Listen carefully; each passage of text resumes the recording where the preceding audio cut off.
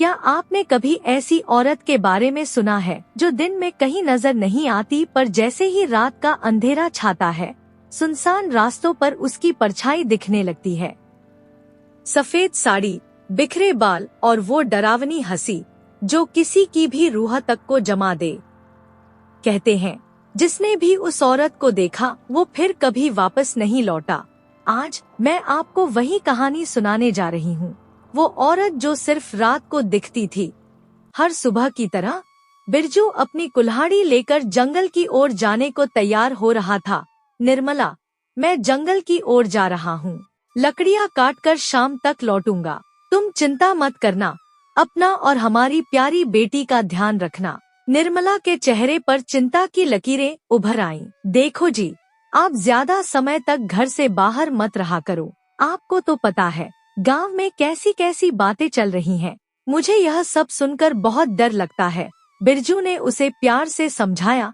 अरे तो क्या करें? डर के मारे सारा काम धंधा छोड़कर घर बैठ जाएं? तुम ही बताओ, अब हमारे ऊपर एक बच्ची की जिम्मेदारी है। मैं इस तरह डरकर घर में बैठ जाऊंगा तो हमारा गुजारा कैसे चलेगा? निर्मला ने एक गहरी सांस ली। ठीक है, लेकिन जल्दी वापस आना। बिरजू ने मुस्कुराते हुए अपनी कुल्हाड़ी उठाई और जंगल की ओर निकल पड़ा। जैसे जैसे वह जंगल में आगे बढ़ा, उसकी आंखों में अपनी बेटी के लिए बेहतर भविष्य का सपना था। वह सूखी लकड़ियां काटता रहा, मेहनत से पसीना बहाता रहा। शाम ढल चुकी थी, सूरज बादलों के पीछे छुप गया था। गांव में निर्मला परेशान होकर उसका इंतजार कर रही थी। इनको इतना समझाया है कि घर जल्दी आ जाया करो, लेकिन ये मेरी एक बात नहीं सुनते। किसी दिन हम बड़ी मुसीबत में फंस जाएंगे, वह मन ही मन बड़बड़ा रही थी। काफी देर तक जब बिरजू नहीं आया तो निर्मला की घबराहट बढ़ती गई। उसने अपनी नन्ही संतोषी को गोद में लिया और जंगल की ओर बिरजू को ढूंढने निकल पड़ी।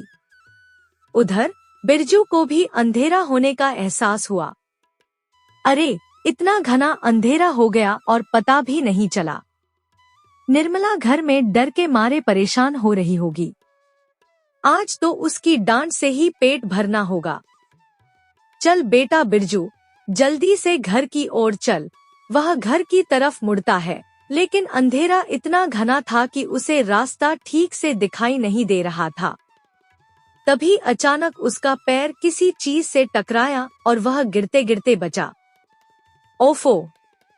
एक तो इतना घना अंधेरा है, कुछ दिखाई भी नहीं देता, और यह मेरा पैर पता नहीं किस चीज से टकरा गया। जब उसने ध्यान से देखा तो उसके होश उड़ गए। वह एक स्त्री थी जो जमीन पर बेसुध पड़ी थी। निर्मला! अरे ओ निर्मला, मैंने तुझसे कहा था ना, तू घर से बाहर मत निकलना। देख, तुझे क्या हो गया? तेरे माथे से इतना खून बह रहा है। तेरा यह हाल किसने किया? निर्मला! बिरजू रोने लगा, पर निर्मला ने कोई जवाब नहीं दिया। उसकी आंखें बंद थी और वह इस दुनिया से जा चुकी थी। बिरजू को कुछ समझ नहीं आ रहा था कि क्या करे। हाय, मेरी पत्नी का यह हाल किसने किया? अब मैं इस छोटी सी बच्ची को कैसे पालूंगा? हाय रे भगवान, तूने मेरे साथ ऐसा क्यों किया? न जाने किसने मेरी पत्नी की हत्या कर दी। तभी बिरजू की नजर पास में पड़ी एक अंगूठी पर गई, जो देखने में बहुत कीमती और शाही लग रही थी। वह तुरंत समझ गया कि यह किसी साधारण इंसान का काम नहीं है। उसने अपनी बच्ची को गोद में उठाया और न्याय के लिए राज दरबार की ओर भागा। अगले दिन सुबह बिरजू राज दरबार पहुंचा। वह रोते रोते चिल्ला रहा था, महाराज, महाराज, मेरी पत्नी की हत्या हो गई है। महाराज, मेरी नन्ही सी बच्ची अनाथ हो गई है। मुझे न्याय चाहिए महाराज, मुझे न्याय चाहिए। महाराज ने बिरजू को शांत करते हुए कहा, शांत हो जाओ, शांत हो जाओ। मुझे पूरी बात बताओ, तुम्हारे साथ क्या हुआ है और किसने तुम्हारी पत्नी की हत्या की है? क्या तुम्हारी किसी के साथ दुश्मनी है? बिरजू ने कांपते हुए जवाब दिया, मैं प्रमाण लेकर आया हूँ महाराज। जिसने मेरी पत्नी की हत्या की है उसकी अंगूठी मेरे पास है, जो मुझे मेरी पत्नी के पास पड़ी हुई मिली। महाराज ने मंत्री से कहा, अंगूठी हमें दिखाओ, हम पता लगा लेंगे कि यह अंगूठी किसकी है और तुम्हारी पत्नी की हत्या किसने की है। बिरजू ने वह अंगूठी मंत्री को दे दी। मंत्री ने जैसे ही अंगूठी देखी उसके चेहरे का रंग उड़ गया। वह बिरजू पर चिल्लाने लगा, तुम्हारा दिमाग तो नहीं खराब हो गया? यह अंगूठी राजा की है। तुम कहना क्या चाहते हो राजा ने तुम्हारी पत्नी की हत्या की है? मूर्ख! बिरजू की हिम्मत टूट गई, पर उसने हिम्मत नहीं हारी। हाँ, यह अंगूठी महाराज की है और महाराज ही हत्यारे हैं। देखिए, उनके हाथ में अंगूठी नहीं है। राजा ने अपने हाथ की ओर देखा और तुरंत उसे छिपा लिया। मंत्री ने राजा को आंख मारी। राजा ने सैनिकों को इशारा किया। सैनिकों ने बिरजू के हाथ से बच्ची को छीन लिया और उसे पकड़कर जेल में डाल दिया। यह आदमी अपनी पत्नी की मृत्यु के गहरे सदमे में चला गया था, इस कारण यह किसी को भी हत्यारा बता रहा है। लेकिन अब सब ठीक है, मंत्री ने राज दरबार में मौजूद लोगों को समझाया। तभी वहां आए एक साधु ने अपनी गंभीर आवाज में पूछा, लेकिन महाराज, आपकी यह अंगूठी इस गरीब के पास कैसे आई? क्या आप कल रात को कहीं बाहर गए थे? मंत्री ने तुरंत बीच में आकर बात संभाली। नहीं नहीं साधु महात्मा, दरअसल यह अंगूठी कुछ दिन पहले महाराज से खो गई थी। हो सकता है कि यह इस आदमी को मिल गई हो और यह जानबूझकर महाराज पर आरोप लगाना चाहता है। साधु ने कहा, महामंत्री, मुझे वह अंगूठी दिखाइए। मैं जानना चाहता हूँ कि सच्चाई क्या है। एक गरीब आदमी महाराज पर आरोप क्यों लगाएगा? साधु ने मंत्री के हाथ से अंगूठी ले ली। महाराज, यह तो वही अंगूठी है जिसे मैंने आपको दिया था ताकि जादूगरनी से आपकी सुरक्षा हो सके। फिर आपने इसे खो कैसे दिया? क्षमा करें कुलगुरु, मुझसे भूल हो गई। आज के बाद यह अंगूठी हमेशा मेरे साथ रहेगी, राजा ने कहा। साधु ने फिर कहा, महाराज, मैं समझ सकता हूँ कि यह आदमी पागल हो गया है, लेकिन अब इसकी छोटी सी बच्ची की जिम्मेदारी कौन लेगा? क्योंकि इसकी माँ की हत्या हो चुकी है और पिता जेल में है। आप इस बच्ची को गोद ले लीजिए। अपनी महानता दिखाने के लिए राजा ने बिरजू की बेटी को गोद में लिया और उसे राजकुमारी बना दिया। उसका नाम राजकुमारी संतोषी रखा गया। समय बीतता गया और राजा ने संतोषी को अपनी बेटी के रूप में स्वीकार कर लिया। वह उसे बहुत प्यार करते थे। एक दिन राजा परेशान होकर दासी से पूछते हैं, दासी, राजकुमारी कहाँ है? मुझे उससे अभी मिलना है। वह अपने कमरे में तो है ना? उसकी तबीयत तो ठीक है ना? हमारी राजकुमारी बिल्कुल ठीक है महाराज, आप उनसे मिल सकते हैं। वह भी आपसे मिलना चाहती थी और आपको याद कर रही थी, दासी ने मुस्कुराते हुए कहा। राजा राजकुमारी के कमरे में पहुंचे। उन्होंने देखा कि राजकुमारी चुपचाप डरी हुई बैठी थी। राजा समझ गए कि वह किसी बात से परेशान है। बेटा, बेटा, नगर के बड़े बड़े वैद्य भी नहीं समझ पा रहे हैं कि आखिर तुम्हें क्या बीमारी है। तुम मुझे बताती क्यों नहीं कि फिर सपने में तुम्हें क्या दिखाई देता है? राजकुमारी ने सिसकते हुए कहा, पिताजी, बस सपना बहुत भयानक होता है जिसके बाद मैं बहुत डर जाती हूँ। कभी मुझे जंगल का घना अंधेरा दिखाई देता है तो कभी कारावास की दीवारें। राजा ने उसे प्यार से समझाया, बेटी, कभी कभी पूर्व जन्मों की कुछ यादें हमारे दिमाग में होती हैं, जो सपनों के रूप में हमारे सामने आती हैं। तुम चिंता मत करो, तुम जल्द ही स्वस्थ हो जाओगी। राजकुमारी ने एक अजीब सी इच्छा जताई, क्या मैं एक बार अपने राज्य का कारावास देख सकती हूँ? शायद उसके बाद मुझे डरावने सपने आना बंद हो जाए। राजा ने तुरंत मना कर दिया, नहीं नहीं राजकुमारी, कारावास में स्त्रियों का जाना उचित नहीं होता। वहाँ बहुत खूंखार अपराधी होते हैं। उनमें से किसी ने तुम्हें नुकसान पहुँचा दिया तो मैं क्या करूँगा। लेकिन राजकुमारी जिद पर अड़ी रही।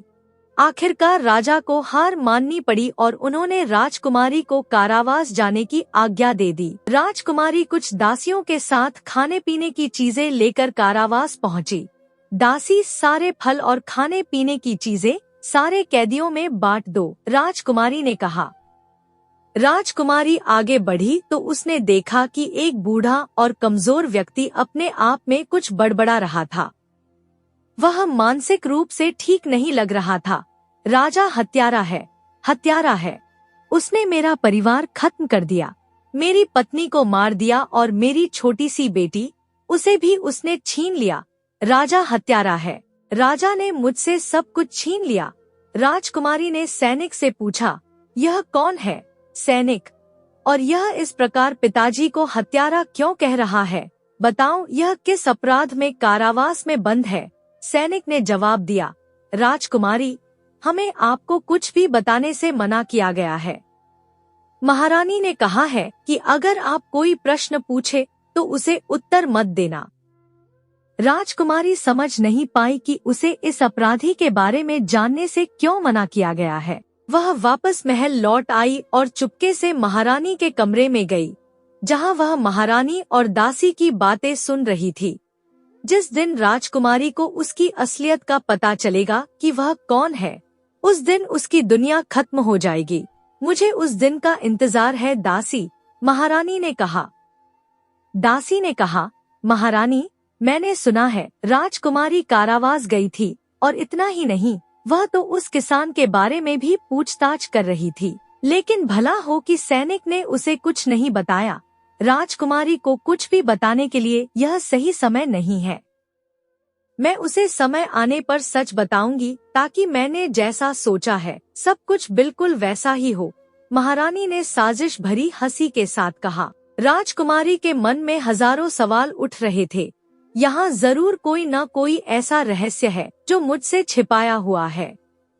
महाराज तो मुझे बहुत प्यार करते हैं, लेकिन आज तक कभी मुझे महारानी से माता का प्यार नहीं मिला। आखिर क्यों?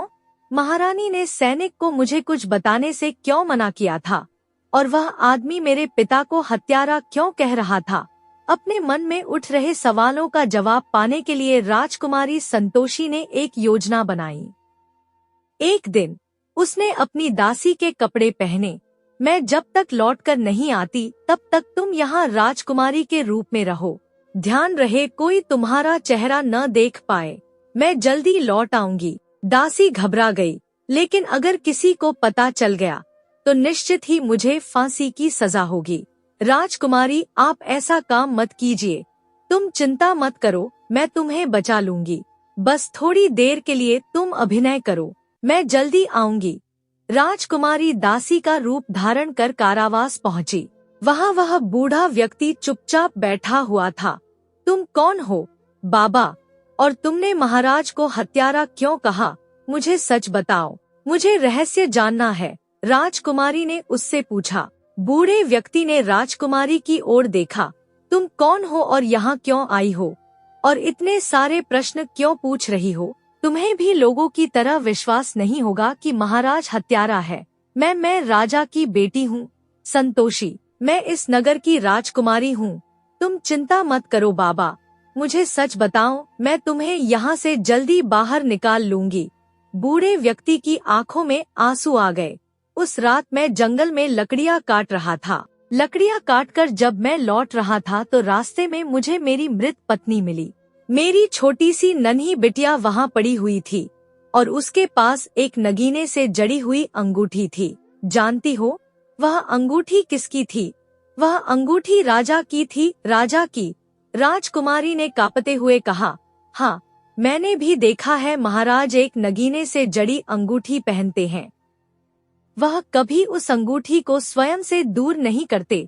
बूढ़े व्यक्ति ने आगे बताया, जब मैं वह अंगूठी और अपनी नन्ही सी बिटिया को लेकर राज दरबार में न्याय मांगने आया, तब उन्होंने मुझसे वह अंगूठी छीन ली और मेरी बिटिया को भी छीन लिया। नहीं नहीं, ऐसा कैसे हो सकता है? आप झूठ बोल रहे हैं। मैं नहीं मान सकती कि महाराज ऐसा कर सकते हैं।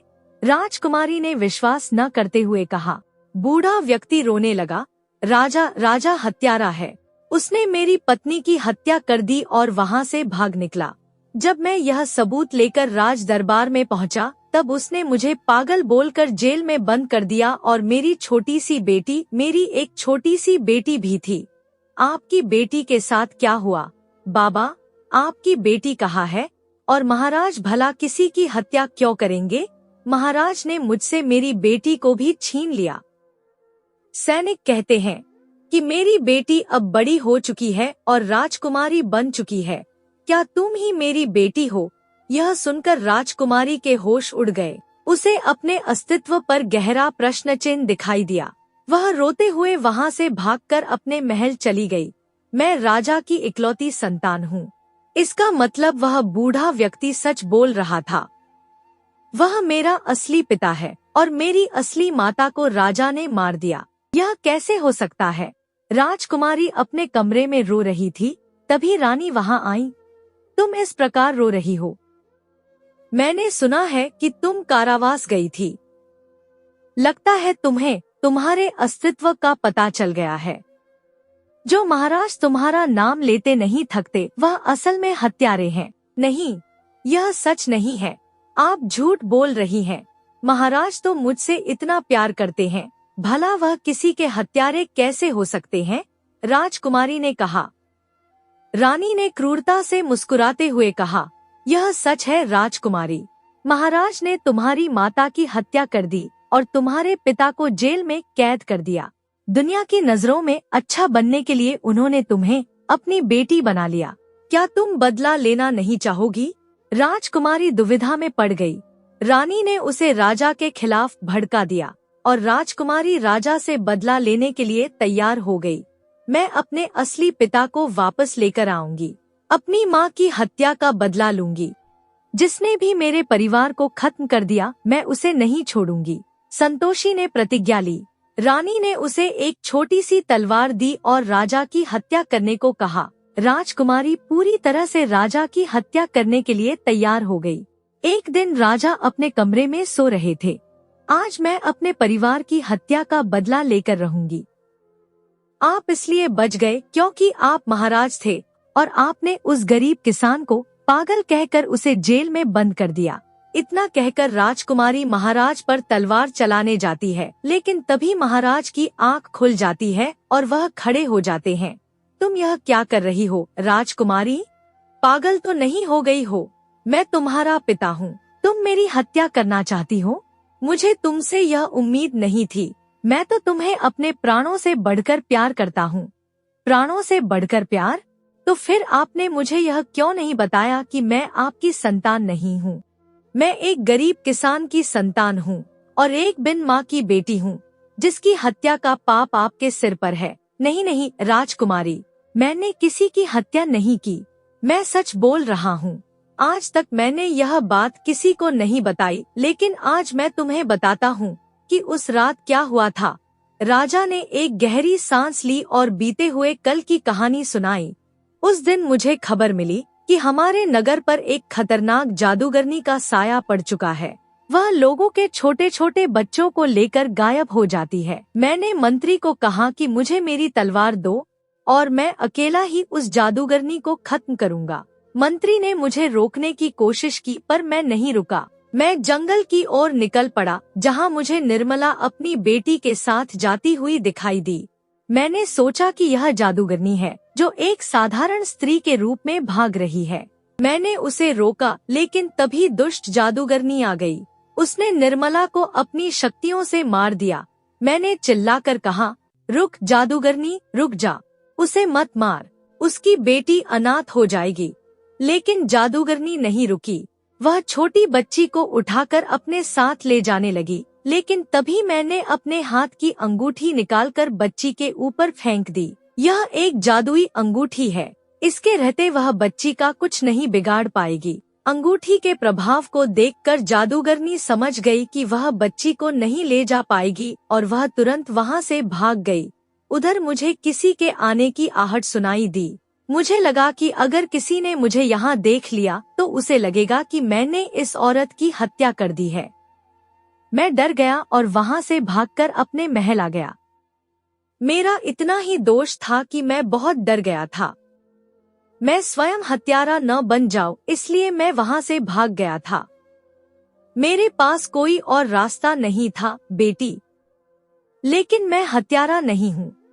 राजकुमारी रोते हुए बोली, फिर आपने किसान को जेल में क्यों बंद करवा दिया?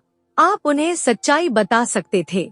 वह आपको अभी तक हत्यारा समझते हैं। यह सब कुछ इतना आसान नहीं है। मैं एक राजा हूँ। मुझ पर प्रजा और मंत्रिमंडल का दबाव रहता है। कई बार मुझे उसके लिए भी निर्णय लेने पड़ते हैं। राजकुमारी ने अपने पिता को गले लगा लिया। पिताजी, मुझे क्षमा कर दीजिए। मैंने आपको बहुत गलत समझा और आपके बरसों के दिए गए प्यार को भूल गई। मैं कैसे भूल गई कि आपने मुझे महारानी के नफरत से बचा कर रखा और इतने प्यार से पाला। महारानी तुम्हें कभी पसंद नहीं करती थी। मेरी कोई संतान नहीं थी। तुमने मुझे पिता बनाया, फिर न जाने महारानी को तुमसे प्यार कैसे नहीं हुआ। राजकुमारी ने प्रतिज्ञा ली, पिताजी, मेरी माँ की हत्या उस दुष्ट जादूगरनी ने की है। मैं उसे अपने हाथों से दंड देना चाहती हूँ। बेटी, यह सब कुछ इतना आसान नहीं होगा। वह जादूगरनी कोई साधारण जादूगरनी नहीं है। उसमें रूप बदलने की क्षमता है। वह तुम्हारे आसपास भी हो सकती है और तुमसे बहुत दूर भी हो सकती है। राजा वहाँ से चले जाते हैं। राजकुमारी अभी भी सोच रही थी कि रानी तो राजा की पत्नी है, उन्होंने राजा की हत्या करने के लिए तलवार क्यों दी? रानी मुझसे नफरत करती है, यह तो मैं जानती हूँ, पर उन्होंने राजा को मारने के लिए मुझे तलवार क्यों दी? आखिर इसके पीछे क्या वजह हो सकती है? यह जानने के लिए मुझे महारानी पर नजर रखनी चाहिए। राजकुमारी संतोषी महारानी पर नजर रखने लगी। एक दिन रात का समय था, तब राजकुमारी ने देखा कि महारानी कहीं जा रही हैं। महारानी इतनी रात को कहाँ जा रही हैं? वह भी अकेले, बिना किसी को बताए? मुझे इनका पीछा करना चाहिए। राजकुमारी रानी का पीछा करती है। उसने देखा कि रानी एक गुफा के सामने जाकर रुक गई। उसने अपना रूप बदल लिया और वह एक जादूगरनी बन गई। क्या रानी एक जादूगरनी है? ऐसा कैसे हो सकता है कि वह इतने सालों से महल में है और किसी ने नहीं देखा कि वह एक जादूगरनी है? मुझे महाराज को अभी बताना होगा। राजकुमारी तुरंत महल लौटी और महाराज के पास गई ताकि वह उन्हें सच्चाई बता सके। महाराज, महारानी ही असली जादूगरनी है। मैंने स्वयं अपनी आँखों से उन्हें जादूगरनी का रूप लेते हुए देखा है। वह वर्षों से आपको धोखा दे रही है। नहीं, ऐसा नहीं हो सकता। माना कि वह तुमसे प्यार नहीं करती है, लेकिन इसका मतलब यह नहीं कि वह जादूगरनी है। वह मेरी पत्नी है। यदि आपको मेरी बात पर विश्वास नहीं है तो ठीक है, आप मेरे साथ चलिए और स्वयं अपनी आँखों से देख लीजिए। तब आपको विश्वास हो जाएगा कि महारानी जादूगरनी है। यदि ऐसा है तो मैं तुम्हारे साथ चलने के लिए तैयार हूँ, किंतु याद रहे, अगर तुम्हारा संदेश असत्य हुआ तो मैं तुम्हें कभी क्षमा नहीं करूँगा। रात का समय होता है। राजकुमारी महाराज को लेकर जंगल की ओर जाती है, जहाँ राजकुमारी और राजा एक पेड़ के पीछे छुप जाते हैं। राजा और राजकुमारी देखते हैं कि थोड़ी देर बाद महारानी वहाँ आई और एक जादूगरनी के रूप में बदल गई। देखा महाराज, जादूगरनी रानी के रूप में हमारे महल में रह रही थी। यह सब कुछ बर्बाद कर देंगी महाराज। तभी राजा और राजकुमारी की नजर उस स्त्री पर पड़ती है जो हूबहू रानी की तरह दिखती है और एक रस्सी से बंधी हुई है। मुझे यहाँ से जाने दो। वर्षों तक तुमने मुझे यहाँ कैद रखा, आखिर मेरी क्या गलती है? तुम मेरे साथ ऐसा क्यों कर रही हो? असली महारानी ने कहा, मेरा सपना है कि एक दिन मैं उस सिंहासन पर बैठूं जिस पर राजा बैठता है। एक दिन मैं उस सिंहासन को प्राप्त करके रहूंगी। जादूगरनी ने कहा। राजा और राजकुमारी दोनों देखते हैं कि दरअसल जादूगरनी ने असली महारानी को कैद कर लिया है और स्वयं महारानी बनकर महल में रहती है ताकि राजगद्दी प्राप्त कर सके। हमें हर हाल में रानी को बचाना होगा और इस जादूगरनी को समाप्त करने का रास्ता ढूंढना होगा। पहले बिरजू का परिवार समाप्त कर दिया, फिर उसने महारानी को कैद कर लिया। राजा ने कहा, हाँ महाराज, इसी ने आपकी हत्या करने की पूरी योजना बनाई। राजकुमारी ने कहा, महाराज, हमें इसे हर हाल में समाप्त करना होगा। राजा और राजकुमारी दोनों साधु महात्मा के पास जाते हैं और उन्हें पूरी बात बताते हैं। महाराज, उस जादूगरनी को खत्म करना इतना आसान नहीं होगा। वह जादूगरनी मनचाहा रूप ले सकती है। साधु महात्मा राजा और राजकुमारी को एक योजना बताते हैं कि कैसे जादूगरनी को खत्म किया जा सकता है। राजा और राजकुमारी साधु महात्मा का सुझाव मानते हैं और दोनों महल लौट आते हैं। अगले दिन राजा ने जादूगरनी से कहा, अरे महारानी, आप कहाँ जा रही हैं? मुझे आपसे कुछ जरूरी बात करनी है। यहाँ बैठिए। मैं जानता हूँ आप राजकुमारी को पसंद नहीं करती हैं, लेकिन फिर भी माता पिता होने के नाते हमें उसके विषय में सोचना चाहिए। महाराज, यह लड़की मेरी जिम्मेदारी नहीं है। आप उसे लेकर आए थे, इसलिए आप ही उसके विषय में सोचें और फैसला लें। मैं नहीं जानती वह क्या करेगी। मुझे कुछ आवश्यक कार्य है, इसलिए मुझे जाना है। राजा ने रानी को अपनी बातों में उलझाए रखा। रानी उस दिन महल से नहीं निकल पाई। इधर राजकुमारी छुपते हुए उस गुफा में जाती है जहां असली महारानी कैद होती है। तुम कौन हो लड़की? तुम्हें यहाँ का पता किसने बताया? तुम यहाँ से चली जाओ। वह दुष्ट जादूगरनी आती ही होगी। यहाँ तुम्हारी जान को खतरा है। महारानी, मैं आपको बचाने आई हूँ। आज के बाद आप कैद नहीं रहेंगी। मुझ पर विश्वास कीजिए, मैं महल से आई हूँ। क्या सचमुच तुम मेरी जान बचाने आई हो? उस दुष्ट जादूगरनी ने मुझे यहाँ वर्षों से कैद करके रखा है और स्वयं महल में जाकर रानी बनकर रह रही है। महाराज ठीक तो हैं, उसने उन्हें नुकसान तो नहीं पहुँचाया? महाराज बिल्कुल ठीक है। महारानी, चलिए मैं आपकी रस्सियाँ खोल देती हूँ, फिर हम आपको यहाँ से बचाकर ले जाएंगे। मेरी रस्सी खोलने से पहले तुम्हें जादूगरनी की शक्ति को कम करना होगा। उस गुफा के अंदर एक रहस्यमय दिया जल रहा है। वह कभी नहीं बुझता, हमेशा जलता ही रहता है। अगर तुम उस दिए को बुझा दो तो जादूगरनी की शक्ति कम हो जाएगी। रानी की बात मानते हुए राजकुमारी गुफा के अंदर जाती है। पहले उसे कोई रोशनी दिखाई नहीं देती, लेकिन जब वह आगे बढ़ती है तब उसे एक छोटा सा रहस्यमय दिया दिखाई देता है। लगता है यही वह दिया है। मुझे इसे बुझा देना चाहिए, जिससे जादूगरनी की शक्ति कम हो जाएगी। राजकुमारी जैसे ही दिए को बुझाती है, जादूगरनी गुफा के पास आ जाती है। कौन है जिसने मेरी शक्तियों को कम करने की कोशिश की? मैं आज किसी को नहीं छोड़ूंगी। तुम्हारा अंत हो चुका है दुष्ट जादूगरनी। आज तुम्हारे जीवन का आखिरी दिन है। अब तुम नहीं बच सकती। राजकुमारी जल्दी से दिया बुझाकर बाहर आती है। तभी देखती है कि जादूगरनी वहां आ चुकी है। यही सही समय है। अब इसकी शक्तियाँ कम हो रही हैं। मुझे इस पर अभी वार करना चाहिए। राजकुमारी तलवार उठाती है और जादूगरनी पर हमला कर देती है। थोड़ी ही देर में जादूगरनी की मृत्यु हो जाती है और वह हमेशा के लिए खत्म हो जाती है। तभी वहाँ राजा, साधु महात्मा और मंत्री के साथ आ जाते हैं।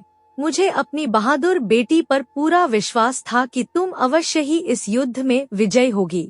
बस आपका आशीर्वाद है पिताजी। यदि आपने मुझे शिक्षा न दी होती तो मैं इस जादूगरनी से कभी नहीं जीतती और मेरे परिवार का बदला कभी पूरा नहीं हो पाता। रानी को छुड़ा लिया जाता है। राजा, राजकुमारी और अन्य सभी के साथ महल लौट आते हैं। वह बिरजू को भी जेल से आजाद कर देते हैं। राजा ने राजकुमारी संतोषी को राज्य का कार्यभार सौंप दिया। मुझे पूरा विश्वास है कि मेरे बाद राजकुमारी संतोषी प्रजा और जनता का अच्छी तरह से ध्यान रखेंगी। इसलिए आज से प्रजा की सुरक्षा और राज्य का सारा काम राजकुमारी संतोषी देखेंगी। राजकुमारी संतोषी की ताजपोशी की जाती है और वह नगर की नई रानी बन जाती है। वह एक दयालु रानी होती है और प्रजा का बहुत ध्यान रखती है।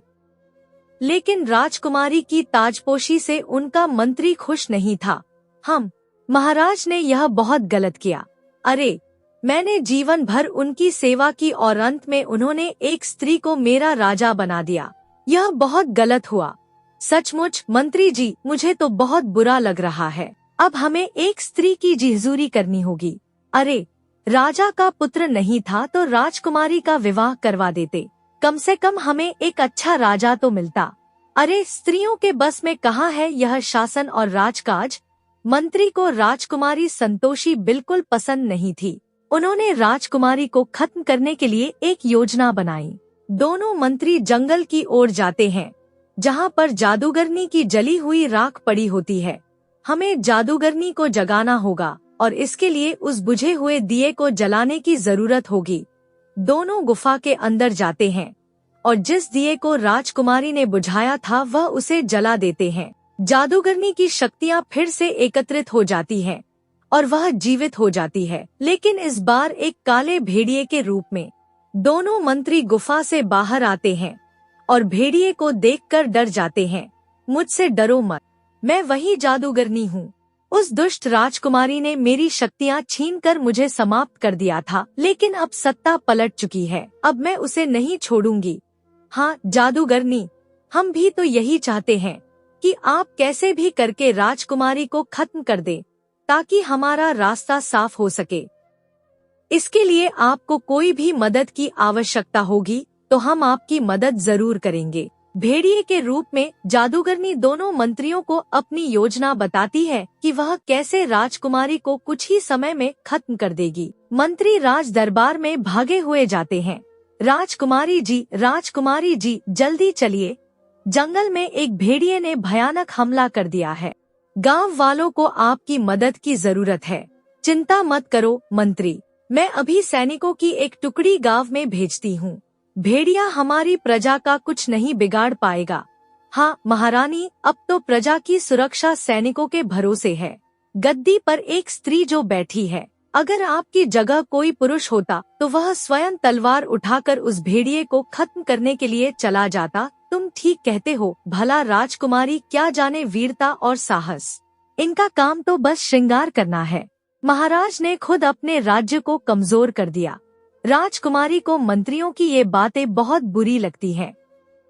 स्वयं को सिद्ध करने के लिए राजकुमारी वो तलवार लेकर जंगल जाने का निर्णय करती है। यह हुई ना बात। हम लोगों ने जो बात कही थी वह राजकुमारी के दिल पर जा लगी।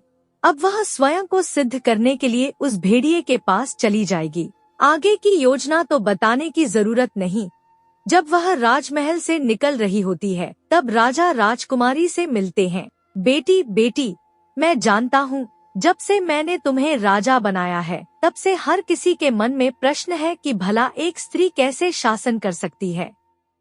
मुझे पूरा विश्वास है कि तुम यह सिद्ध करके दिखा दो कि तुम योग्य हो। हाँ पिताजी, मैं सिद्ध करके रहूंगी कि राजा बनने के लिए केवल और केवल योग्यता की आवश्यकता होती है, ना कि स्त्री या पुरुष होने की। मैं आज वही योग्यता सिद्ध करने जा रही हूँ। तुम कहाँ जा रही हो बेटी? क्या मैं भी तुम्हारे साथ चलूं? मैं कुछ सैनिकों को तुम्हारे साथ भेज देता हूँ, वे तुम्हारी मदद करेंगे। पिताजी, गांव पर एक भयानक भेड़िए ने हमला कर दिया है, मैं उसको समाप्त करूंगी। कुछ मंत्रियों को मेरी योग्यता पर संदेह है, इसलिए मैं जंगल अकेली ही जाऊंगी। राजा अपनी जादुई अंगूठी निकालकर राजकुमारी को दे देते हैं। वह राजकुमारी को सीख देते हुए जाने की आज्ञा दे देते हैं। राजकुमारी तलवार लेकर जंगल की ओर निकल पड़ती है।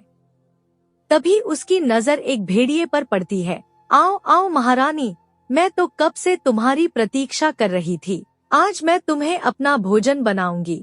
तुमसे कई जन्मों का बदला लेना है। गुफा में जलते हुए दिए की रोशनी को देखकर राजकुमारी समझ जाती है कि जरूर किसी ने षड्यंत्र किया है और जादूगरनी को फिर से जगा दिया है। इस गुफा के दिए को मैंने बुझा दिया था ताकि जादूगरनी की शक्तियाँ समाप्त हो जाए, लेकिन दिया जल रहा है। इसका मतलब यह किसी मनुष्य का षड्यंत्र हो सकता है। मुझे बुद्धि से काम लेना चाहिए। भेड़िया राजकुमारी को चुनौती देता है कि अगर वह खुद को शक्तिशाली समझती है तो वह भेड़िए को खत्म करके दिखाए। मूर्ख राजकुमारी, तुमने मुझे एक बार समाप्त कर दिया, लेकिन इस बार तुम्हें नहीं छोड़ूंगी और तुम्हारा अंत निश्चित है। मैं लौट आई हूँ एक भेड़िए के रूप में। राजकुमारी ने बहुत बहादुरी से भेड़िए का सामना किया। उसने गुफा में जलते हुए दिए को बुझा दिया और भेड़िए को एक पिंजरे में कैद कर दिया।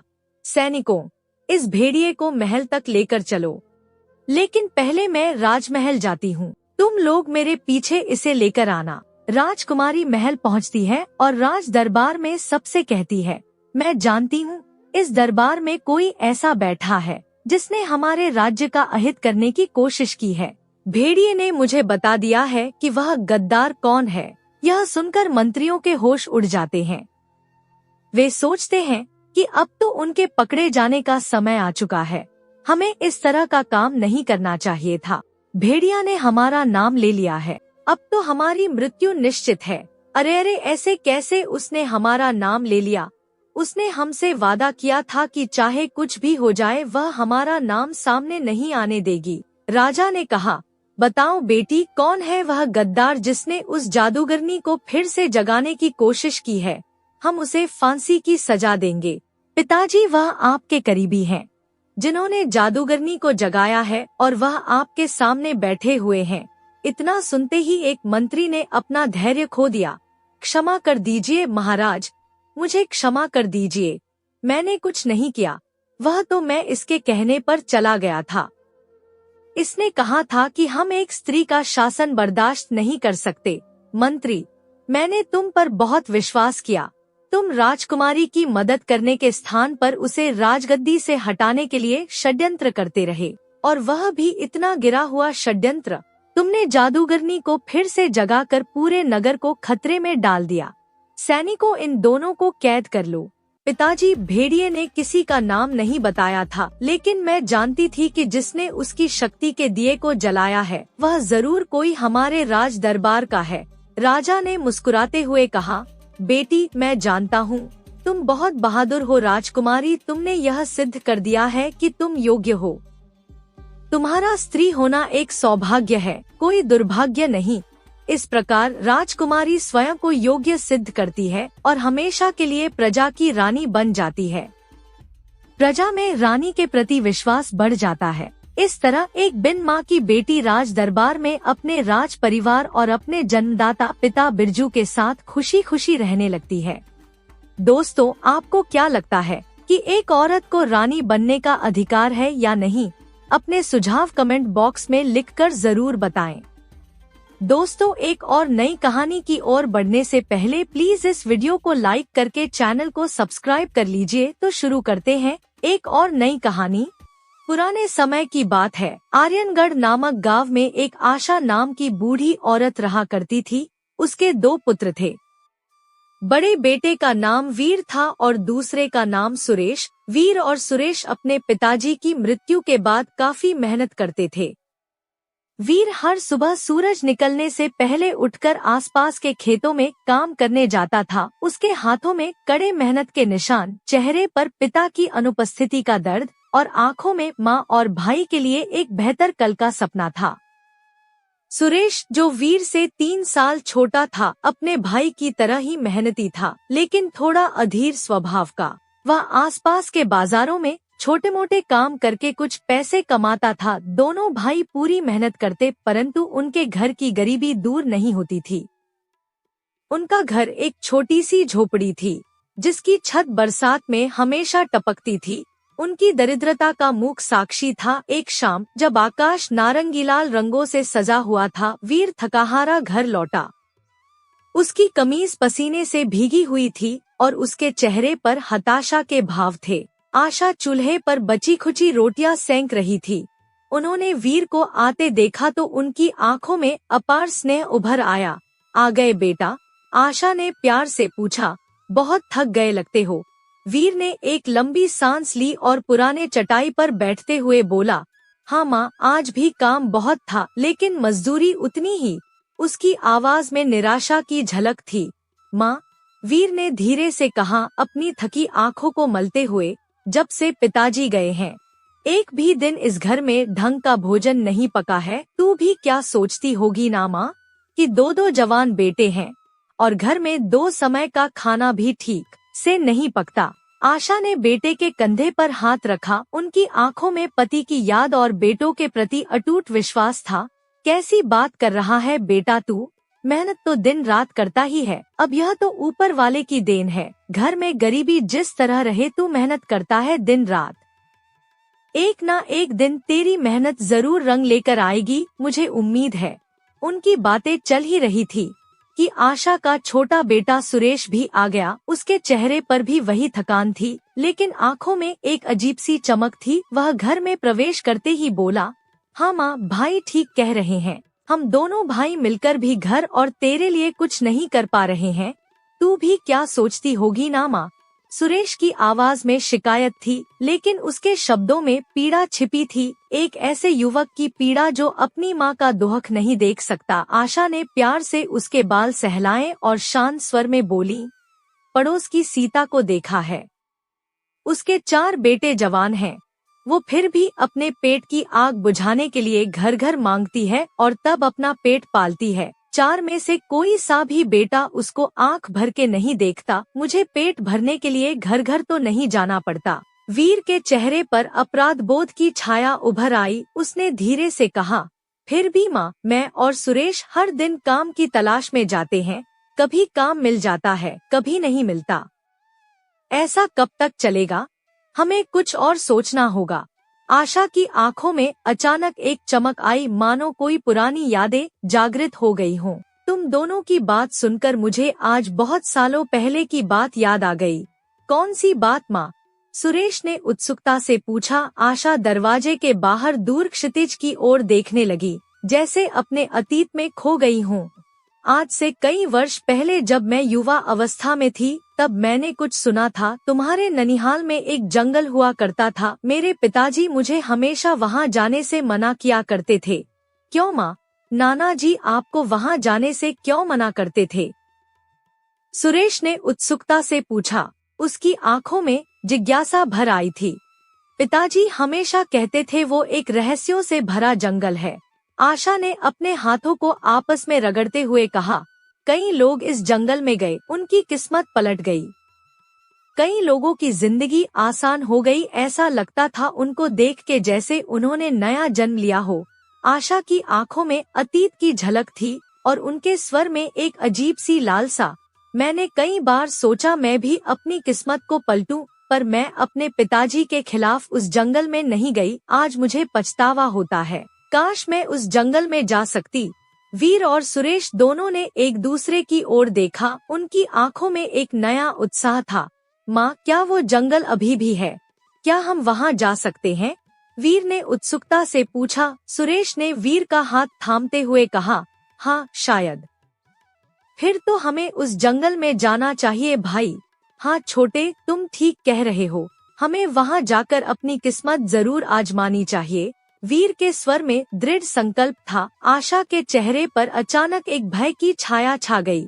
वहाँ जाने की सोचना भी मत, मैं तुमको वहाँ नहीं जाने दूंगी। पर माँ, अभी तो आपने कहा कि आप वहाँ जाना चाहती थी। सुरेश ने आश्चर्य से पूछा। मैं खुद जाना चाहती थी, पर अपने बच्चों को नहीं भेज सकती। आशा की आवाज कांप रही थी। वहाँ तुम दोनों को कुछ हो गया तो मैं तो जीती जी मर जाऊंगी। मेरा कौन है बेटा तुम दोनों के सिवा? मैं तुम दोनों को उस जंगल में जाने नहीं दूंगी। लेकिन सुरेश अड़ गया था। उसकी आंखों में साहस और लालसा दोनों की चमक थी। जाने दो ना माँ, क्या पता हमारी भी किस्मत बदल ही जाए।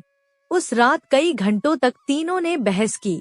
वीर और सुरेश ने माँ को मनाने की हर कोशिश की और आशा ने उन्हें रोकने की, लेकिन माँ की एक न चली। आखिरकार आशा ने अपने बेटों की जिद के आगे हार मान ली, जैसे कि वे जानते थे कि वह मान जाएंगी। अगली सुबह जब पक्षी अभी अभी जागे थे और आसमान में लालिमा फैल रही थी, आशा ने अपने दोनों बेटों के माथे पर तिलक लगाया।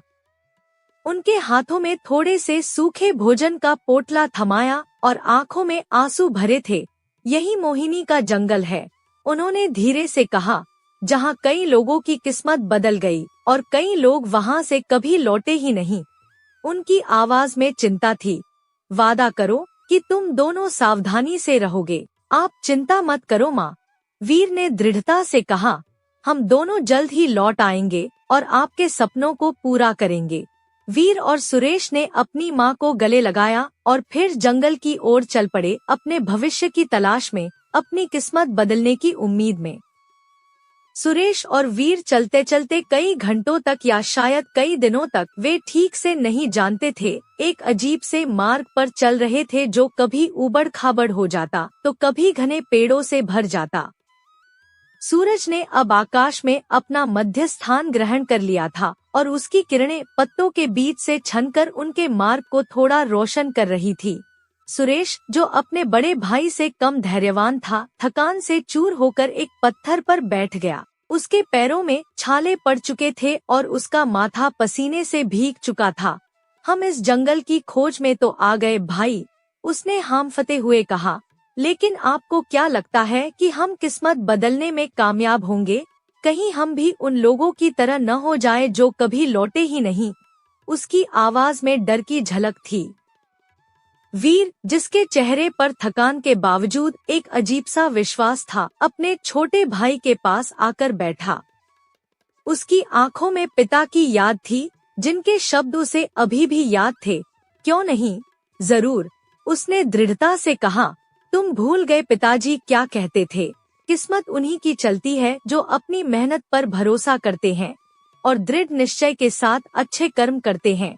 सुरेश ने अपने भाई की ओर देखा, उसकी थकी हुई आंखों में कुछ संदेह था। भाई, हम इतनी दूर आ गए, मेरे तो पैर भी दर्द करने लगे, कहाँ होगा वो मोहिनी का जंगल? वीर अपने पोटले से थोड़ा पानी निकालकर अपने भाई को देते हुए बोला, भाई तुम थोड़ी हिम्मत रखो, यहाँ तक आ गए हो तो मोहिनी का जंगल भी पहुँच ही जाएंगे। अब खाली हाथ घर नहीं लौट सकते, माँ से वादा किया है अपनी किस्मत को पलट कर रखने का। सुरेश ने एक लंबी सांस ली और अपने भाई का हाथ थामकर उठ खड़ा हुआ। ठीक है भाई, चलो आगे बढ़ते हैं। वीर सुरेश को समझाकर फिर से आगे बढ़ने लगता है। दोनों भाई घने जंगल से गुजरते हुए आगे बढ़ते रहे। आसमान में बादल छाने लगे थे और हवा में एक अजीब सी ठंडक थी। रास्ते में उनको एक बूढ़ा आदमी मिला, जिसकी दाढ़ी लंबी और सफेद थी और जिसके कंधे पर एक छोटी सी लाठी थी। बूढ़े ने उन्हें देखते ही अपनी भौहें सिकोड़ी, जैसे कोई अनहोनी देख रहा हो। काका, ये मोहिनी का जंगल कहाँ मिलेगा? वीर ने विनम्रता से पूछा। बूढ़े ने उन दोनों को गौर से देखा, उसकी आंखों में एक अजीब सा भय था। अरे क्यों अपनी जान देने पर तुले हो, वापस लौट जाओ, उसकी आवाज कांप रही थी। काका, आप मोहिनी के जंगल का नाम सुनकर इतना डर क्यों गए?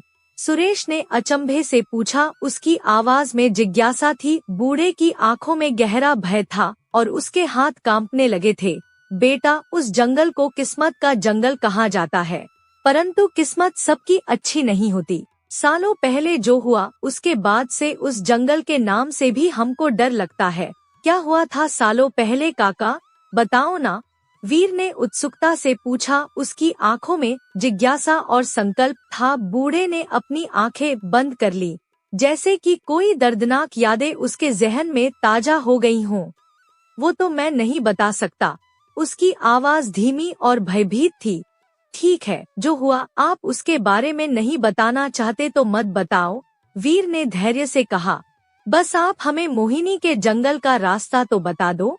बूढ़े ने एक लंबी सांस ली। उसकी आंखों में अब भी वही डर था। तुम अपनी मौत के बहुत नजदीक जा रहे हो, सोच लो। अरे काका, जिंदगी के नजदीक तो वैसे भी नहीं है, सुरेश ने हंसते हुए कहा, लेकिन उसकी हंसी में एक अजीब सा डर छिपा था। आप बस रास्ता बताओ, बाकी हम पे छोड़ दो। बूढ़े ने अब एक लंबी सांस ली। उसकी आंखों में हताशा थी, लेकिन उसने आखिरकार हार मान ली। ठीक है, मैं तुमको रास्ता बताऊंगा।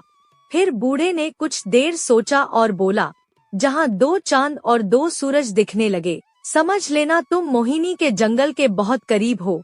2 चांद, 2 सूरज? सुरेश ने आश्चर्य से पूछा। अरे काका, क्यों मजाक कर रहे हो? बूढ़े ने अब उनकी बात का कोई जवाब नहीं दिया और आगे बढ़ गया, मानो उसने अपना कर्तव्य पूरा कर दिया हो। सुरेश और वीर फिर से आगे बढ़ने लगे। उनके मन में अब और भी रहस्य और सवाल थे। 2 चांद और 2 सूरज, यह कैसे संभव हो सकता है?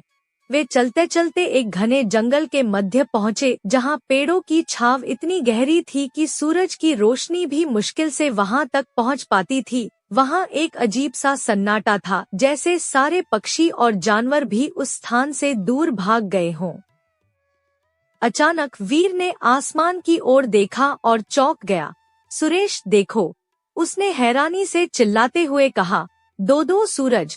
सुरेश ने भी ऊपर देखा और वास्तव में आकाश में दो सूरज चमक रहे थे, एक असली और एक उसका प्रतिबिंब, जो एक विशाल झील में परिलक्षित हो रहा था। दोनों भाइयों के बदन में कंपी सी दौड़ने लगी। हम मोहिनी के जंगल में पहुंच चुके हैं, वीर ने धीमे स्वर में कहा। उसकी आवाज में एक अजीब सा विश्वास था। अब बस थोड़ी सी और हिम्मत कर लो, सुरेश।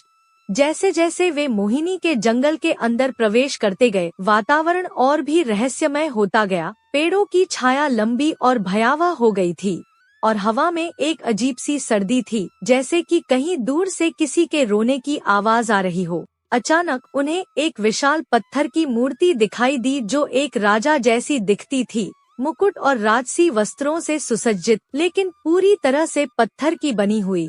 ये राजा पत्थर के कैसे बने हुए हैं? सुरेश ने हैरानी से पूछा। उसकी आंखों में भय और जिज्ञासा का मिश्रण था। यह तो हमें भी समझ में नहीं आ रहा है, वीर ने स्वीकार किया। उसकी आंखें उस पत्थर की मूर्ति के चेहरे पर जमी हुई थी, जिस पर एक अजीब सा दर्द झलक रहा था। तभी वीर की नजर दूसरी जगह गई और वहाँ भी एक और राजा की पत्थर की मूर्ति थी, बिल्कुल पहली जैसी ही, जैसे किसी ने उसी राजा की एक दूसरी प्रतिमा बना दी हो। दो राजा की मूर्ति, यह कैसे हो सकता है? वीर ने स्वयं से पूछा। वीर और सुरेश आगे बढ़े और उन्होंने देखा कि वहाँ दो राजकुमार, दो राजकुमारी और दो रानियों की मूर्तियाँ भी थी, सभी पत्थर की बनी हुई, जैसे किसी अभिशाप के कारण वे पत्थर बन गए हों। छोटे, यहाँ पूरा राज परिवार पत्थरों की मूर्तियों में बदल चुका है, वीर ने चिंतित स्वर में कहा। भाई, हमें इनकी मदद करनी चाहिए, सुरेश ने तुरंत कहा। उसकी आंखों में सहानुभूति थी। ये ऐसे ही नहीं बने होंगे, जरूर कोई कारण होगा। अरे, सबकी दो दो मूर्तियां हैं, हमें कैसे पता लगेगा कि कौन सी मूर्ति असली है? वीर ने सोचते हुए कहा। उसकी भौहें चिंता से सिकुड़ गई थी। भाई, हर चीज का कोई ना कोई उपाय होता है, इसका भी जरूर कोई होगा, सुरेश ने धैर्य से कहा। उसकी आंखों में अब एक नया साहस था। दोनों भाई कुछ देर तक ऐसे ही उन मूर्तियों को देखते रहे, हर कोण से, हर नजरिए से, जैसे कोई छिपा हुआ रहस्य ढूंढ रहे हों। कुछ देर देखने के बाद वीर की नजर एक विशेष बात पर पड़ी। छोटे, देख रहे हो? उसने अचानक कहा। यह दोनों राजा हैं, इनमें से एक की आंख में आंसू है। सुरेश ने गौर से बारी बारी दोनों राजाओं की मूर्ति को देखा और सचमुच एक राजा की पत्थर की आंखों से पत्थर के आंसू बह रहे थे। एक अद्भुत और अविश्वसनीय दृश्य। हाँ भाई, आप ठीक कह रहे हो, सुरेश ने आश्चर्य से कहा। मतलब जिसकी आंख में आंसू है, वही असली राजा है। पत्थर तो कभी नहीं रो सकता। सुरेश का इतना कहना था कि राजा की मूर्ति, जिसकी आंखों में आंसू थे, अचानक हिलने लगी। धीरे धीरे पत्थर की आवाज में वो बोल पड़ी। तुम दोनों बहुत नेक दिल हो, जो आज तक कोई नहीं कर पाया, तुमने वो कर दिखाया। बहुत लोग आए और गए इस जंगल में, परंतु किसी को भी हमारी असली सूरत की पहचान नहीं हुई। वीर और सुरेश हैरत से उस पत्थर की मूर्ति को देखते रहे, जिसने अब बातें करना शुरू कर दिया था। उनकी आंखें विस्मय से फैल गई थी। महाराज, आप पत्थर में कैसे बदल गए? वीर ने हिम्मत करके पूछा। उसकी आवाज थोड़ी कांप रही थी। राजा ने एक लंबी और दर्दभरी सांस ली, जैसे सदियों का दर्द उनके सीने में दफन हो। यह एक लंबी और दुखभरी कहानी है, युवक, उन्होंने कहा। उनकी आवाज पत्थर के बावजूद भावुक थी। मैं तुम्हें पूरी कहानी सुनाता हूँ, ताकि तुम जान सको कि किस प्रकार से हमारा राज परिवार इस अभिशाप का शिकार हुआ। और फिर राजा ने अपनी कहानी शुरू की। एक ऐसी कहानी जो लालच और परिणाम की थी, एक ऐसी कहानी जो सबके लिए एक सबक थी। बहुत समय पहले की बात है, राजा ने शुरू किया। उनकी आवाज में अतीत की झलक थी। मेरा एक खुशहाल राज्य हुआ करता था। तब मैं बहुत धनवान हुआ करता था और गांव के लोगों के लिए काफी कुछ मदद करता था, जिससे मेरे राज्य के लोगों का भला हो सके। राजा ने अपनी कहानी आगे बढ़ाई कि कैसे एक दिन उन्होंने अपने मंत्री से पूछा, मंत्री जी, अभी हमारे राज्य के तिजोरी में कितना धन है? महाराज, इतना धन है कि इसे गिनवाने के लिए कई दिन लग जाएंगे। तब भी यह धन खत्म नहीं होगा महाराज, मंत्री ने गर्व से जवाब दिया था। यह तो बहुत अच्छी बात है मंत्री, राजा ने कहा था, लेकिन अगर हम इस धन को दुगना करवाएं तो कैसा रहेगा? मंत्री जी, वो कैसे होगा महाराज? मंत्री ने आश्चर्य से पूछा था। हमारा इतना धन दुगना कैसे हो सकता है? यदि ऐसा हुआ तो हमारा राज्य सबसे शक्तिशाली और ताकतवर हो जाएगा और पड़ोसी राजाओं और राज्यों पर भी हमारा प्रभाव पड़ेगा। आपने सही पहचाना मंत्री जी, राजा ने कहा था। उनकी आंखों में लालच की चमक थी। हमें तो यही करना है कि हमारा राज्य कोष हमेशा धन से भरा रहे, ताकि आसपास के राज्यों पे बदलाव बना रहे। इसके लिए मेरे पास एक योजना है। मैं जरूर सुनना चाहूँगा महाराज कि आपके पास क्या योजना है? मंत्री ने उत्सुकता से पूछा था। मैंने सुना है कि राज्य की एक सुनसान जगह पे एक बहुत बड़ी पहाड़ी है। वहाँ एक गुफा में तांत्रिक रहता है, जिसके पास हर समस्या का हल होता है, राजा ने रहस्यमय स्वर में कहा था। फिर तो हमें जरूर उस तांत्रिक बाबा से मिलना चाहिए महाराज, मंत्री ने सहमति जताई थी। चलिए हम उन बाबा को मिलने के लिए चलते हैं। हाँ चलो मंत्री, राजा ने कहा था, लेकिन इस बारे में हम किसी को नहीं बताएंगे और सैनिकों को भी साथ नहीं ले जाएंगे। राजा ने बताया कि वे गुफा में पहुँचे और वहाँ उन्होंने देखा कि तांत्रिक के साथ एक जादूगरनी भी खड़ी थी। आओ राजन आओ, तांत्रिक ने उनका स्वागत किया। बताओ क्या समस्या लेकर आए हो इस बाबा के पास? तांत्रिक बाबा, हमें आपकी मदद चाहिए, राजा ने विनम्रता से कहा था। बोलो, मैं क्या कर सकता हूँ तुम्हारे लिए? तांत्रिक ने पूछा था।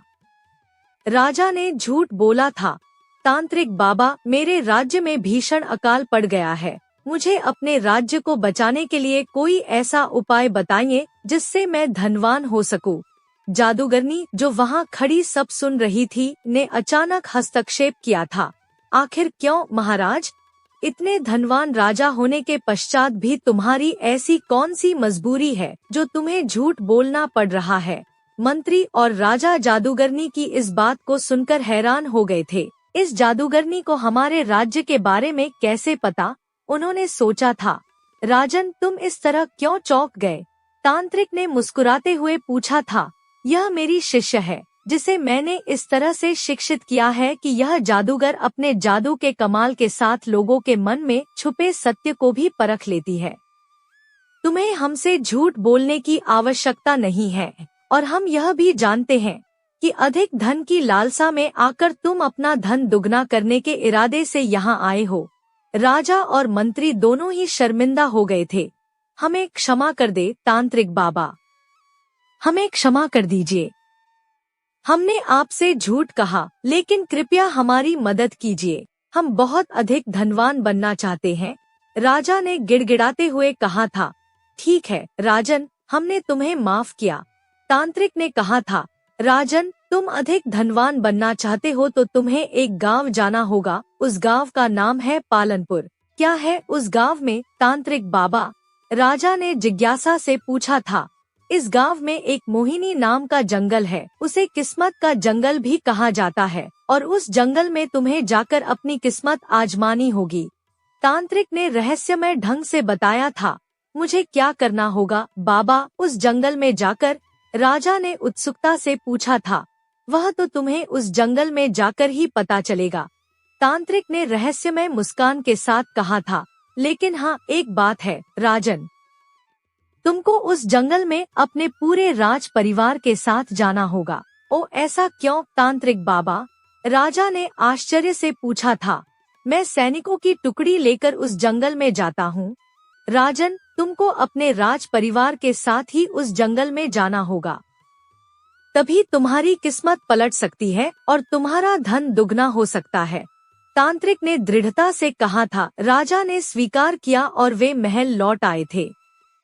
वहां उन्होंने अपनी रानी और बच्चों को मनाने की कोशिश की थी। महारानी, हम कहना चाहते हैं कि एक सुंदर गांव है पालनपुर, क्यों ना हम उस गांव में चलें? मैंने उस गांव के जंगल के किस्से काफी सुने हैं। राजा ने कहा था। महाराज, लेकिन जंगल तो हमारे राज्य में भी है, तो फिर हम उस गांव में क्यों जाएं? महाराज, रानी ने तर्क दिया था। मैंने सुना है वो किस्मत का जंगल है। राजा ने कहा था। उनकी आंखों में लालच की चमक थी। वहां जाने से हमारी किस्मत और भी अच्छी हो सकती है। लेकिन महाराज, हम लोगों का राजकोष तो धन से भरा हुआ है और हमें किसी चीज की आवश्यकता नहीं है। रानी ने विवेक से कहा था। तो फिर आप क्यों उस जंगल में जाना चाहते हो? इस प्रश्न पर राजा को गुस्सा आया था और उन्होंने कठोरता से कहा था। सुन लीजिए महारानी, राजकुमार और राजकुमारी, ये तुम्हारे पति और पिता और सबसे महत्वपूर्ण इस राज्य के राजा का आदेश है कि तुम सबको मेरे साथ उस जंगल में चलना होगा। अंततः महारानी, राजकुमार और राजकुमारी को राजा के साथ उस जंगल जाना पड़ा था। कई दिनों की यात्रा के बाद पूरा राज परिवार उस पालनपुर के जंगल पहुंच गया था। जंगल में प्रवेश करते ही राजकुमारी ने अपने पिता से कहा था। पिताजी, मुझे तो बहुत डर लग रहा है। कहीं कुछ अनहोनी तो नहीं होगी ना?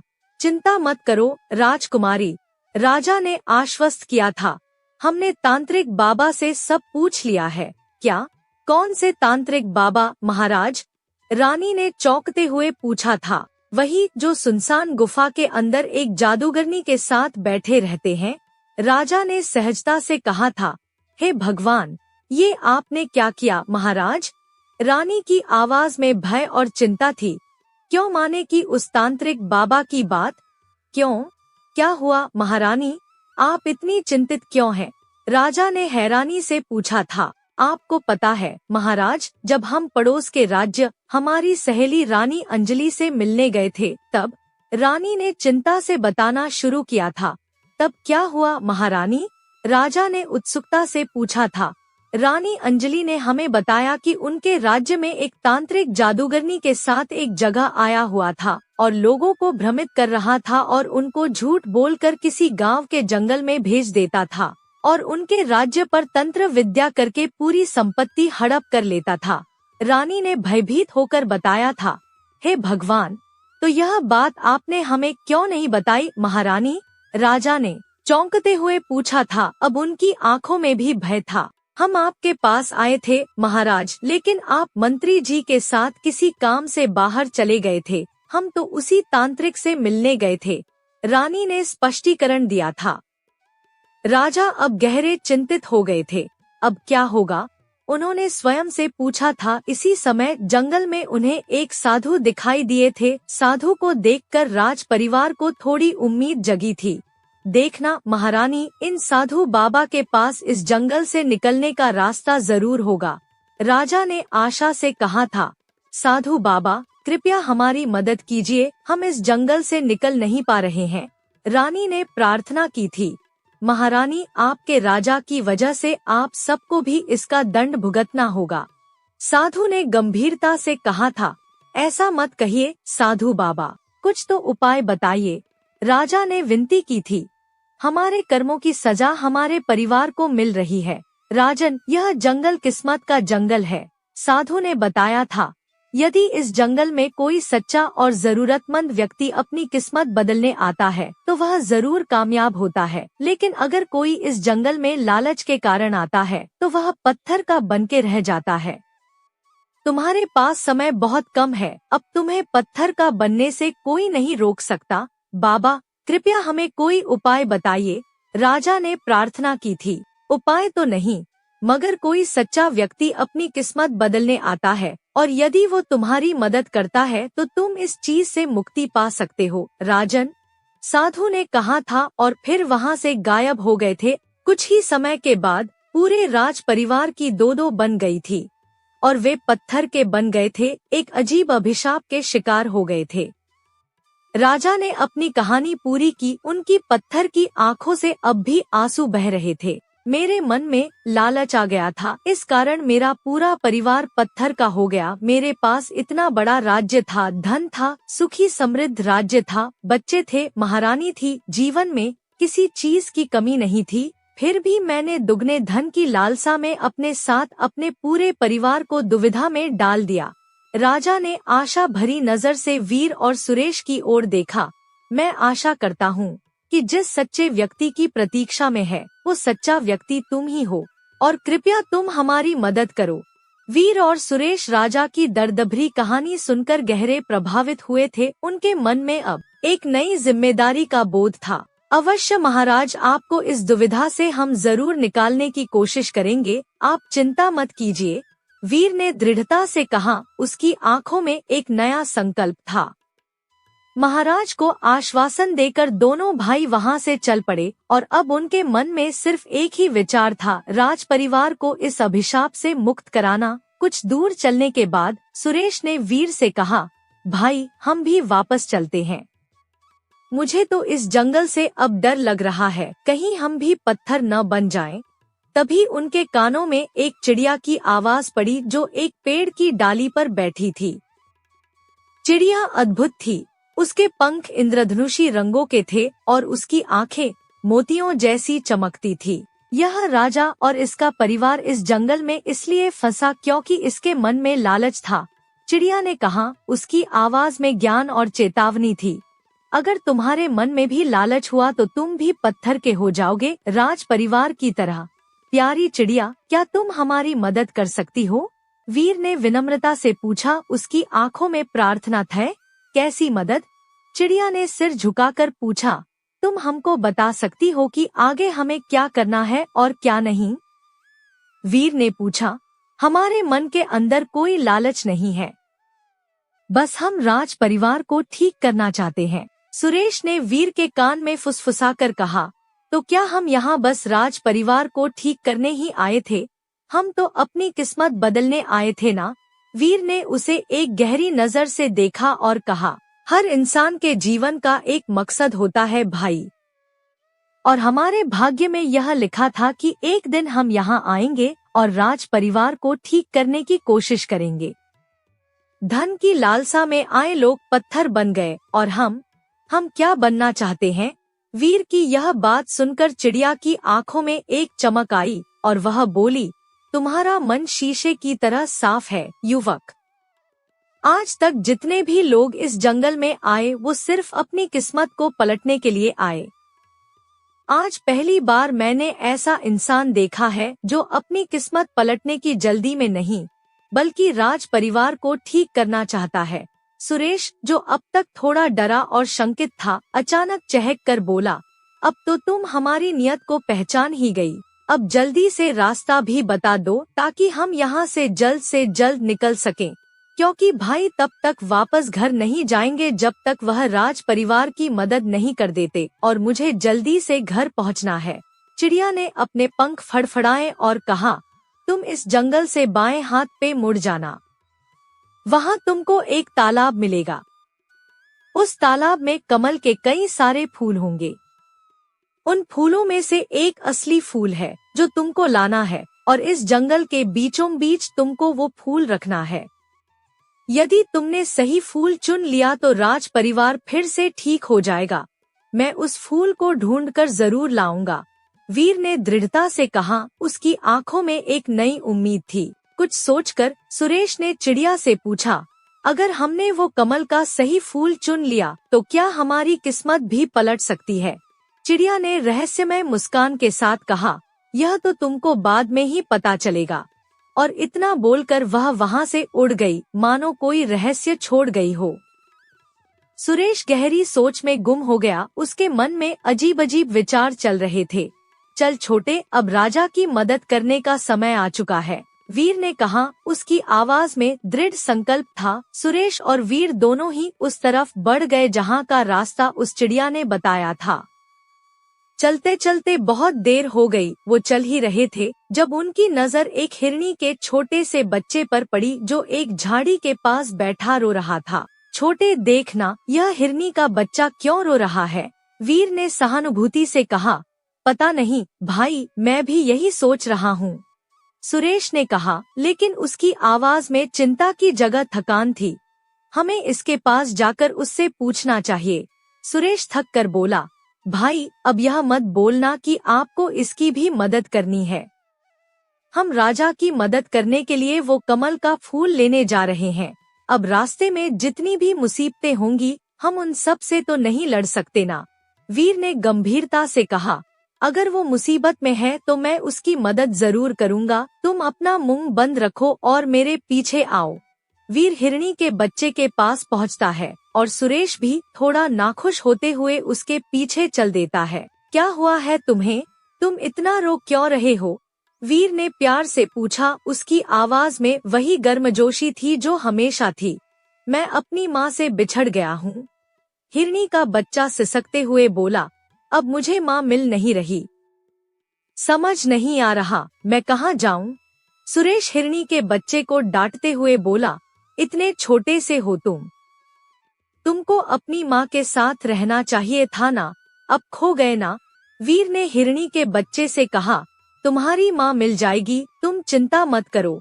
वीर और सुरेश ने हिरणी के बच्चे को अपने साथ लिया और आगे की तरफ बढ़ गए। वो बहुत देर तक हिरणी को ढूंढते रहे। उन्होंने पूरा जंगल छान मारा, हर झाड़ी हर पेड़ के पीछे देखा। वो मायूस होते उससे पहले ही एक हिरणी दौड़ती हुई आई और अपने बच्चे को प्यार से चूमने लगी। उसकी आंखों में आंसू थे और चेहरे पर राहत थी। यह दृश्य देख सुरेश और वीर को भी आत्मिक समाधान मिला, मानो उन्होंने कोई पुण्य का काम कर दिया हो। हिरणी ने वीर और सुरेश से कहा, तुमने मुझसे मेरे बच्चे को मिलवाकर मुझ पर बहुत बड़ा एहसान किया है। मैं हमेशा तुम्हारी आभारी रहूंगी। यह हमारा कर्तव्य था। वीर ने विनम्रता से कहा, पर तुम इतने जरूरी काम से जा रहे थे, फिर भी तुमने मेरी मदद क्यों की? हिरणी ने आश्चर्य से पूछा, आपको कैसे पता कि हम जरूरी काम से जा रहे थे? सुरेश ने हैरानी से पूछा, इस जंगल में जो होता है हम जानवरों को सब पता होता है। हिरणी ने रहस्यमय ढंग से कहा, तुमको राज परिवार को ठीक करने के लिए वो कमल चाहिए ना? हाँ, हमें वो कमल चाहिए। वीर ने स्वीकार किया। तुमने मेरी मदद की, अब मेरी बारी। हिरणी ने कहा। उसकी आंखों में कृतज्ञता थी। जब तुम उस कमल को ढूंढने लगोगे तो इतनी आसानी से वो कमल तुम्हें नहीं मिलेगा। मैं तुम्हें एक संकेत देती हूँ।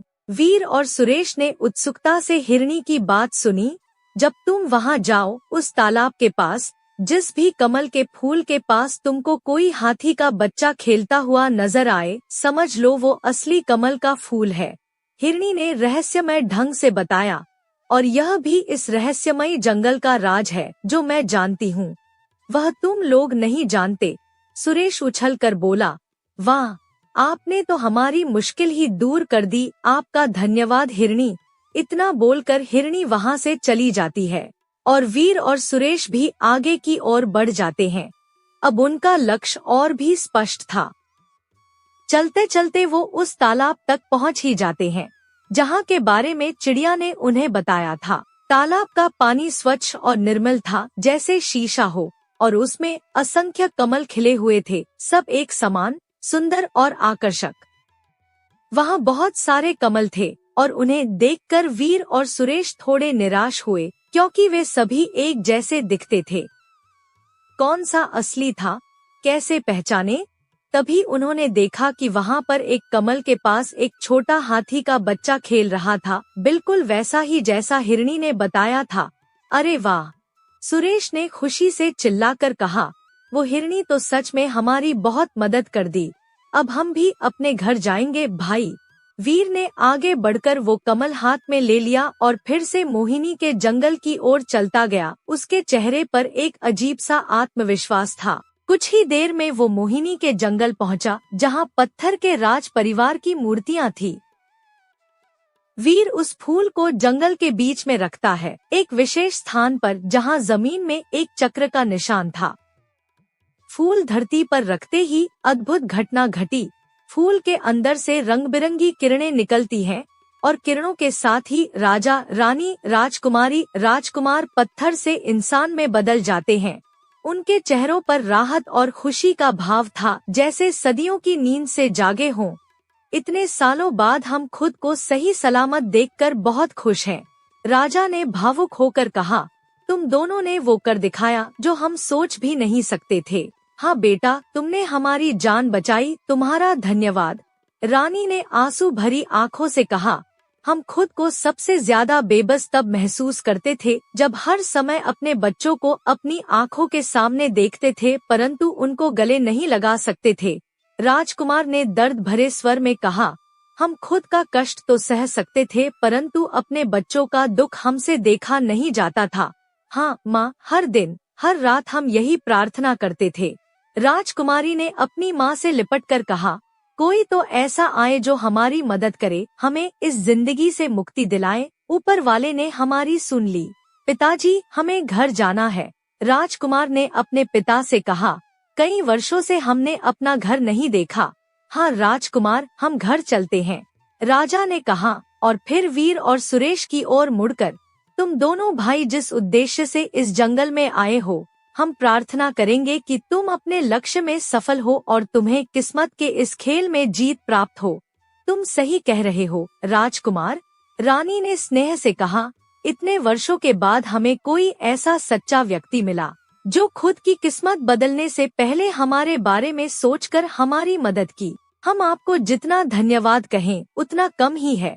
किस्मत के खेल में तुम जरूर जीत प्राप्त कर लोगे, राजा ने आशीर्वाद देते हुए कहा, क्योंकि मन के साफ व्यक्ति हमेशा सुखी रहते हैं और अपने कर्मों से दूसरों को भी खुशी दिलवाते हैं। तुम्हारा व्यक्तित्व भी ऐसा ही है। धन्य है वह माता पिता जिन्होंने तुम्हें जन्म दिया। धन्यवाद आपका, वीर ने विनम्रता से कहा। आपने हमारी सहायता की, नहीं तो हम तो आशा खो चुके थे और यह सोच रहे थे कि कोई हमें अब बचा नहीं सकता। हम आए थे अपनी किस्मत बदलने ही। सुरेश ने स्वीकार किया, लेकिन हमने आपकी सहायता की, किंतु हम नहीं जानते हमारी किस्मत बदली या नहीं। बस आपको पहले बचाना हमारा भाव था। अब हम भी अपने गांव, अपने माँ के पास लौट जाते हैं। वीर ने कहा, किस्मत का क्या है, अगर किस्मत हमारी नहीं बदली, लेकिन आप लोगों की तो बदल गई और आप पत्थर से इंसान बन गए। यह बहुत सौभाग्य की बात है कि हम आपके काम आए। तुम देखना, तुम्हारी भी किस्मत जरूर बदलेगी, राजा ने आशीर्वाद देते हुए कहा। ऐसा कहकर राज परिवार महल की तरफ चले गए, अपने राज्य को वापस देखने की उत्सुकता में, और सुरेश और वीर भी घर की तरफ चले गए, अपनी माँ से फिर से मिलने की खुशी में। रास्ते में आकर सुरेश ने मुंह बनाकर कहा, माँ तो बोल रही थी कि इस जंगल में जाने से किस्मत पलट जाती है। हमारी तो नहीं पलटी भाई, हम तो खाली हाथ आए थे, खाली हाथ जा रहे हैं। जैसी जिंदगी पहले थी वैसी ही अब भी है। वीर ने गंभीरता से अपने भाई को देखा, उसकी आंखों में एक अजीब सा ज्ञान था जो सिर्फ अनुभव से आता है। हम सही सलामत अपने घर जा रहे हैं। क्या यह तुम्हारे लिए काफी नहीं है? अरे थोड़ा बहुत तो कुछ मिलना चाहिए था ना, सुरेश ने शिकायत करते हुए कहा। सुना है कि कोई राजा की मदद करता है तो राजा बदले में उसको इनाम देते हैं। हमें तो राजा ने कोई भी इनाम नहीं दिया। हमारी वजह से आज राज परिवार अपने घर लौटा है, वीर ने शांति से कहा। क्या यह खुशी तुम्हारे लिए काफी नहीं है? सुरेश ने कोई जवाब नहीं दिया, परंतु उसका मुंह उतरा हुआ था, उसकी आंखों में एक अजीब सी निराशा थी। कुछ ही देर में वो दोनों घर के पास पहुँचे और देखकर हैरान रह गए। उन्होंने देखा जहाँ उनका घर था वहाँ बहुत भारी भीड़ जमा थी और सब लोग उन दोनों भाइयों के घर को देख रहे थे, मानो कोई चमत्कार हुआ हो। अब ये हमारे घर के आसपास इतनी भीड़ क्यों लगी है? सुरेश ने हैरानी से पूछा, उसके चेहरे पर चिंता के भाव थे। चल कर देखते हैं, वीर ने कहा, और वो दोनों भीड़ के बीच से निकलते हुए आगे बढ़े। तभी उन दोनों के बराबर से एक आदमी गुजरा जिसके चेहरे पर विस्मय था। अरे भाई, एक ही रात में सब बदल गया। अरे मुझे तो यकीन ही नहीं हो रहा है। इतना बोलकर वो आदमी तेजी से आगे की तरफ बढ़ा। वीर और सुरेश को भी अब चिंता हो गई और वे भी तेजी से आगे बढ़े। उन्होंने देखा जहां उनकी झोपड़ी थी वहां एक सुंदर सा घर बना हुआ था, जैसे कोई महल हो। घर सुनहरे और चांदी के रंग से सजा हुआ था। उसके चारों ओर फूलों के बागीचे थे और एक छोटा सा झरना भी बह रहा था। आशा आश्चर्य से उस घर को देख रही थी। उनकी आंखों में विस्मय और खुशी के आंसू थे। क्या हुआ माँ, आप इतनी घबराई हुई क्यों है? वीर ने अपनी माँ के पास जाकर पूछा। बेटा क्या बताऊं?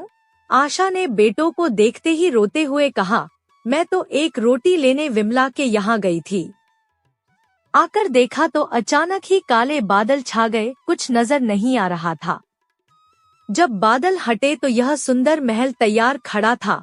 मैं उसी समय समझ चुकी थी, मेरे दोनों बच्चों ने किस्मत को बदल दिया है। यह सुनकर वीर और सुरेश बहुत खुश हुए और एक दूसरे को गले लगा लिया। उनकी आंखों में खुशी के आंसू थे। अब आया ना मजा? सुरेश ने उछलते हुए कहा। माँ, हमने अपनी किस्मत पलट दी। हमने वो कर दिखाया जिसका सपना आपने बहुत सालों पहले देखा था। माँ, अगर आप वो सब तब कर लेती तो आज राज परिवार अपने घर लौट नहीं पाता। वीर ने गंभीरता से कहा, जो होता है वह अच्छे के लिए होता है। वीर और सुरेश ने राजा की सारी बात आशा को बताई और आशा यह सब सुनकर बहुत खुश हुई। उनकी आंखों में अपार गर्व था अपने बेटों पर। मुझे यकीन था तुम दोनों यह कर दिखाओगे। आशा ने अपने दोनों बेटों को गले लगाते हुए कहा, मेरे बेटे इतने साहसी और नेक हैं।